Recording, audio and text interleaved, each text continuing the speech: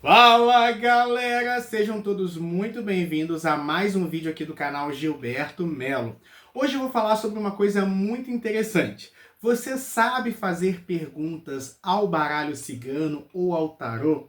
Os seus clientes, caso você jogue cartas, sabem fazer perguntas? Você sabe direcionar a leitura da forma certa? Sabia que não é de qualquer forma que você tira as cartas? Tem todo um processo que precisa ser levado em consideração e que muita gente não sabe. E muitas vezes, ao você não se atencionar à pergunta que é feita, você não tem uma resposta satisfatória, você tem algum tipo de embaraço na hora de fazer a interpretação e muitas vezes você pode ser taxado depois de charlatão. Então hoje eu vou ensinar para vocês o jeito certo de fazer uma pergunta ou direcionar uma pergunta ao tarô, baralho cigano, oráculos de modo geral. Antes de eu falar sobre isso, deixa o like, se inscreve no nosso canal, considera tornar-se membro, isso ajuda bastante também a gente a produzir conteúdos diários aqui para você. Você ouviu bem? Todos os dias nós temos um encontro aqui para falar de espiritualidade, magia, esoterismo e todo esse universo maravilhoso de espiritualidade. Pessoal, como vocês sabem, né, se vocês já me acompanham há algum tempo, eu sou tarólogo, além de sacerdote, além de professor, além de terapeuta, além de pai de santo.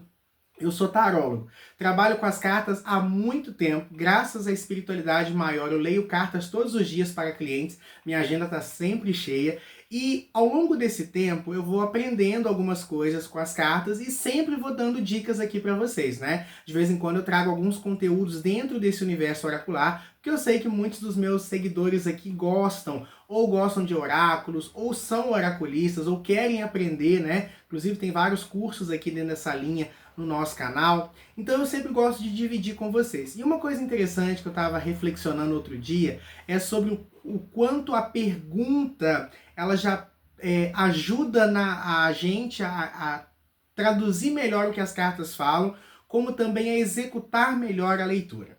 Muitas pessoas têm a visão de que as cartas elas são fatalistas. E isso é um ledo engano, isso é uma ilusão, tá, gente? A ideia de achar que as cartas elas são um destino cravado em pedra, como se o nosso destino ele já tivesse escrito e nada pudesse ser mudado. Tem muita gente que tem essa noção das coisas. E não é assim, tá, gente? Existem alguns pontos na nossa vida que são fixos, de fato.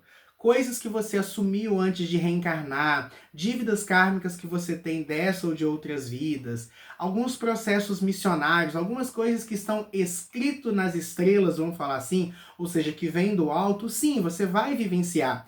Por exemplo, quando você nasce de uma mãe ou de um pai, ou dentro de um seio familiar, aquilo ali é destino. Tá? Você não nasceu por engano no útero da sua mãe. Não existe. Há uma ligação. As pessoas que vão se envolver com você, as pessoas com quem você vai se relacionar, muitas delas, né, boa parte delas já foram definidas antes. É por isso que quando a gente vai fazer uma regressão, a gente percebe que o nosso marido, que os nossos namorados, que o nosso ex-namorado, que o nosso amante, muitas vezes tem alguma ligação de outras vidas. Agora, a forma como eu lido com as coisas e muito das coisas que a gente vive não é destino, é escolha. Por exemplo, o destino uniu você e a Maria, uniu você e o João, por exemplo. O destino trouxe vocês dois um para perto do outro. O que vocês vão fazer depende de você. Depende da outra pessoa. Então você nasceu dentro daquela família. Isso é destino. A forma como você vai direcionar a sua relação com a família é seu. E você consegue entender, então, que existem sim, mesmo os fatos que são destinos, a forma como eu lido com eles é minha. Por exemplo, eu tenho um envolvimento com alguém, eu amo essa pessoa. A gente tem uma ligação de outras vidas, mas eu sinto que essa pessoa está me fazendo mal, então eu vou querer continuar amigo dela, mas eu não vou querer me relacionar com ela. Eu tenho esse direito? Tenho. Gilberto, eu nasci nessa família, eu tenho que dar o meu melhor aqui, mas eu não quero ficar muito atritado. Eu posso? Pode. Então nós temos que entender, quer ver uma coisa? Tem muita gente que acha que a espiritualidade se importa com o boyzinho que você está ficando. Para a espiritualidade é indiferente. Tem gente que acha que a espiritualidade se importa com o trabalho que você está fazendo. Indiferente. Tem muita gente que acha que a espiritualidade, ela escolhe cada pedra do seu caminho, ela escolhe a cor de esmalte que você vai usar. É claro que não.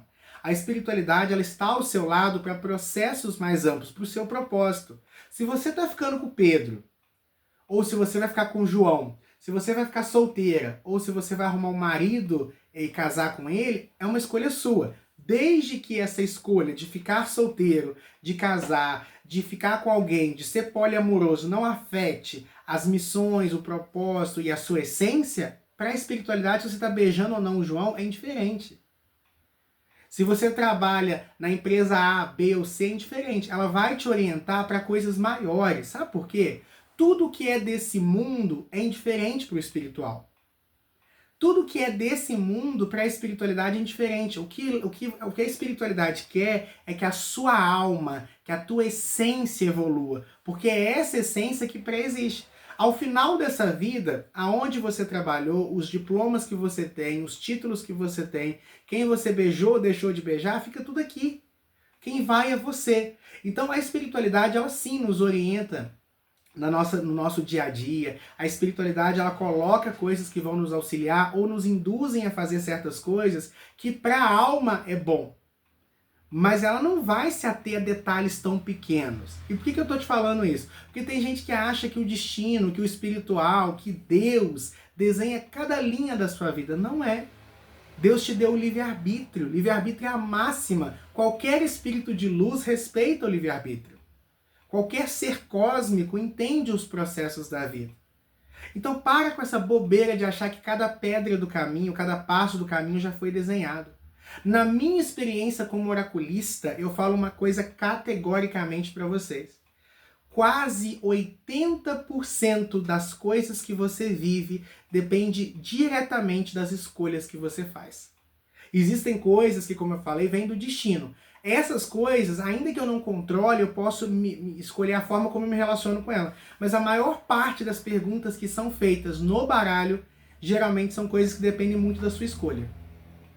Então, ao invés de eu dizer o seguinte, e aí tem muita gente que pergunta assim, fala sobre a minha relação. Obviamente eu falo tudo e tudo mais.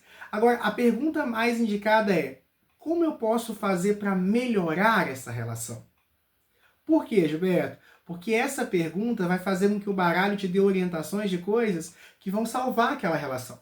Tem gente que fala assim, eu e o fulano vamos nos separar? Quando a pergunta mais indicada seria o seguinte, existe algo que eu possa fazer para que nós dois fiquemos juntos muito tempo e sejamos muito felizes? A pessoa pergunta assim, eu vou ficar rica? A pergunta certa é, o que eu posso fazer para prosperar? Quando a pessoa chega com perguntas como essa para mim, eu já entendo, essa pessoa tem a cabeça boa. Essa pessoa já entendeu um pouquinho sobre a vida. Ela entende que a escolha da vida dela, antes de tudo, passa por ela. Consegue entender isso, gente? Isso é uma coisa muito importante. Tem gente que acha, por exemplo, Gilberto, então quer dizer que o jogo não existe, que eu quero ver meu futuro. Se o jogo ele não é bem dessa forma, para que ele serve? Olha, gente, eu vou ser bem honesto, não me vem à cabeça um momento onde eu tenha errado nas cartas. De verdade, sem hipocrisia.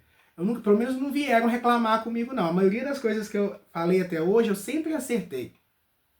Porque as pessoas não mudam. E a maioria das coisas que o baralho fala, não é porque o destino decidiu que era assim. Porque o baralho ele leva em consideração quem você é. Sendo quem você é, e a pessoa com quem você se relaciona sendo ela, o que vai acontecer ali na frente é isso. Porém, se houver uma mudança genuína de uma ou de ambas as partes, você pode criar um futuro diferente. A diferença é que mudar é muito difícil, né?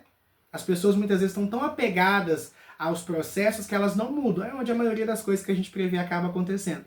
Só que se eu faço perguntas certas para o baralho, eu consigo com certeza ter orientações. O baralho ele serve para orientar a gente. É claro, ele também prevê. Eu seria hipócrita se eu falasse com vocês que o baralho ele é só terapêutico. Não, ele prevê as coisas. E ele acerta muito bem as coisas. A grande questão é, o que eu acho que é a vida? Eu acho que a vida já é uma coisa que está escrita. Eu acho que eu não tenho livre-arbítrio, que eu não tenho escolha. Pior, eu acho que eu não tenho responsabilidade. Gente, uma coisa que eu aprendi com a espiritualidade, vale para mim, vale para você e vale para qualquer pessoa que vocês conhecem. Você é responsável pelos seus sucessos e você é responsável pelo seu fracasso. Por todos eles. A gente tem que parar de achar que nós somos o alecrim dourado e que as coisas acontecem com a gente por nada. Não, acontece por merecimento.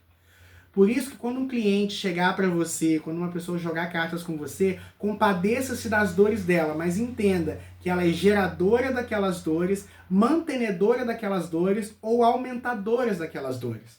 Sabe por quê? A mulher vira, as cartas falam, você já sofreu muito por amor. Verdade, né? Para uma cliente hipotética. Verdade. Mas se essa mulher, por exemplo, entra em relacionamento, ela busca pessoas em locais errados, ela se apaixona por pessoas que não têm o que possa oferecer diferente, ela se submete a uma relação que está machucando ela.